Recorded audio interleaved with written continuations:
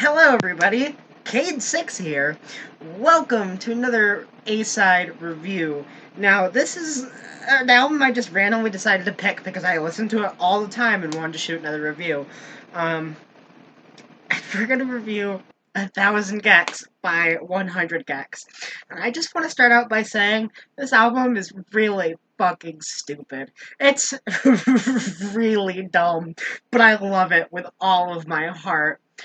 Pretty much it's a hyperpop album, but it kind of infuses different styles of like punk or more pop punk and ska and dubstep and hip hop, and it takes these tropes from these genres and kind of blends it with the pop sound, but pushes these tropes to the absolute extreme to make them as over the top and ridiculous as possible. But I absolutely adore it. It's noisy, it's messy, and it's like a dream. This is the kind of stuff I like. That's just so off the wall and so weird, but it's so unique. There's nothing else like 100 Gecs out there, at least that I've heard.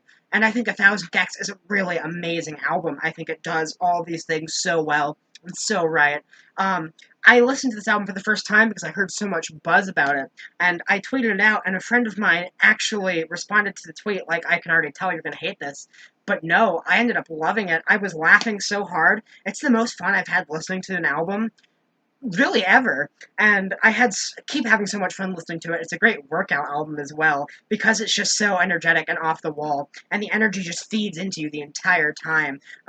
Between Lorelei and Dylan Brady's great production and performances and stuff, and it just gets crazy. But like I said, it's just so energetic and so much fun to listen to. Now, this album turns a lot of people off. Um, with the whole kind of, it's very over the top, like I said, lyrically and musically. Musically, you've got everything just so loud, and the electronics and the 808s are all turned up so loud, and everything's booming, and there are these stupid, cheesy guitar lines, and the auto-tune is turned up super high and super loud. It's even funnier when it's on Dylan Brady. And you've got lyrics like, hey, little piss baby, you think you're so fucking cool? And it all sounds really dumb, but when it's combined together, it is. But it's amazing.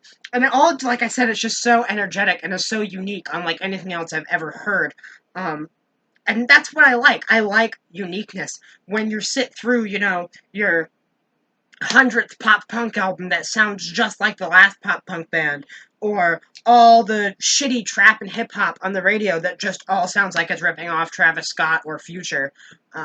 You start to get sick of it. And then you hear something like Stupid Horse, and you're like, what the fuck is going on? I don't know, but I like it.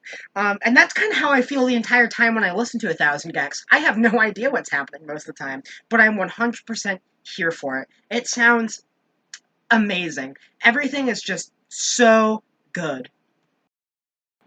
And if you couldn't tell already, I do absolutely adore this album. I listen to it all the time. I listen to it when I work out, which is something I started recently. Not really work out. I run for a bit, and it's a perfect album to throw on and do that too, because it's just so energetic. And honestly, I meme the hell out of this album too. If you follow me over on Twitter, I talk about it all the time, and I will throw a meme out every once in a while, constantly, because it's just so much fun to laugh with and laugh at, because it's not an album that ever takes itself too seriously. You can just lay back and have fun with it, and that's something I think a lot of art sometimes loses. You have an album like Daughters, You Won't Get What You Want.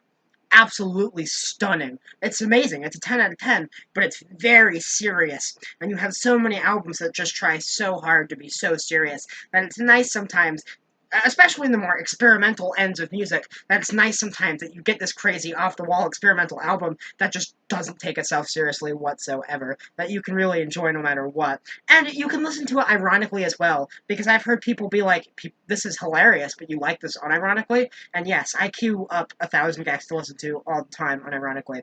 But you can enjoy it ironically too, and probably give it a 10 out of irony, because you're enjoying it so much. The first song that opens the album is 745 Sticky, which is about waking up and spending your time doing nothing, wasting time, wasting money, and just kind of living life. And it's a bop, honestly. It's so good to sing along with the chorus, like "fuck sleep and his cousin." I spend shit. I'm already broke, and it's only 7:45 in the morning. Just a very singable chorus, to just scream along to and have some fun. Um, and then the breakdown at the end where it turns into a giant like dubstep nightmare, and it takes the idea of a dubstep beat drop and just puts it to the extreme, and it's so stupid, and it's this dubstep trope, what you would hear in like any Skrillex song, but like I said, taken and just made so dumb and so over the top that it is just mind melting, and it works far too well. So we open with a banger, and we follow it up with another absolute banger. One of my favorite pop songs of all time, definitely my favorite song on this album, Money Machine. And it's so over the top, like the rest of this album, but it's so much fun to just bump to. Especially the opening lines get me hype every time. Hey, you little piss baby, you think you're so fucking cool? You think you're so fucking tough? You talk a lot of big game for someone with a small truck, and I bop out every time, especially the part that goes, and then you love it, and you text me, I love you, and then I fucking ghost you. Every time I lose my shit because it's so much fun to listen to and bop around to, and the electronics on the song are so loud and so abrasive and so over the top. But like the whole album, it's just so much fun and so energetic. I love the hook to sing at the top of my lungs. Feels so clean like a money machine. So much fun. And I don't care how bad I embarrass myself. If this song ever comes on at public, if this song like were to say come on at prom, I'm gonna be bumping to it. You know I am, and you know I'm gonna lose my shit every time because it's that good. It's so much fun. Um, and it's not necessarily a deep song.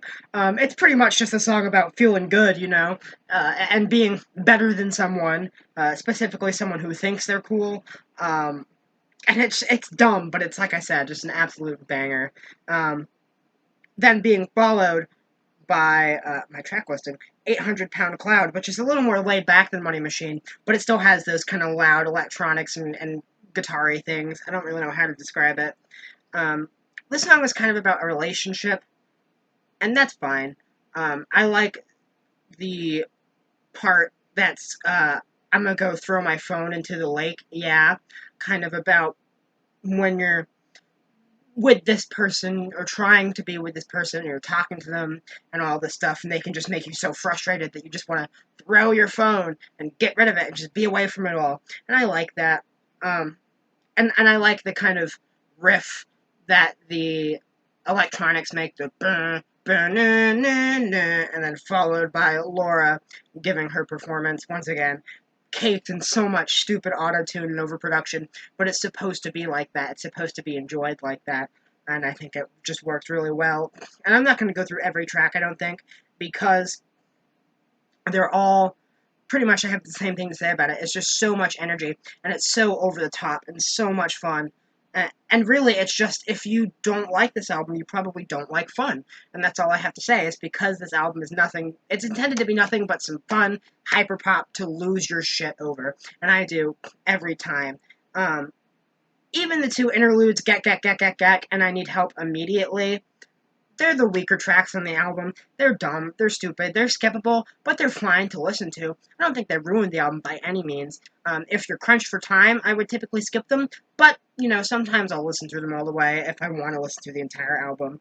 The other two I want to mention are, Stupid Horse, which kind of takes an approach from, like, ska and pop punk with a kind of beat. It's very sky-y, and then after the chorus, you have this great kick-ass pop punk guitar line that's just so much fun to listen to. And that's a big theme with this album, is it's just so much fun, and I'm just having so much fun while listening to it. And the song itself is pretty funny as well. It's about um, going to a horse race and betting your money, and when your horse loses, you get mad, you steal the money, and you steal the horse, put it in your Porsche, and try and drive away with the horse and the money. It's ridiculous. But who knew horse theft could sound this good? Because I have a blast whenever I listen to it. I have to air guitar to the guitar solos, and overall, it's just such a good time. And it puts a smile on my face, and so much music I love albums like Blonde. I love albums like Disintegration. I could listen to them all day, but they don't necessarily put a smile on my face like 1,000 Gecs does. It's something you really need to listen to. I can't describe the hyper pop over the topness of it with my own words. I really can't.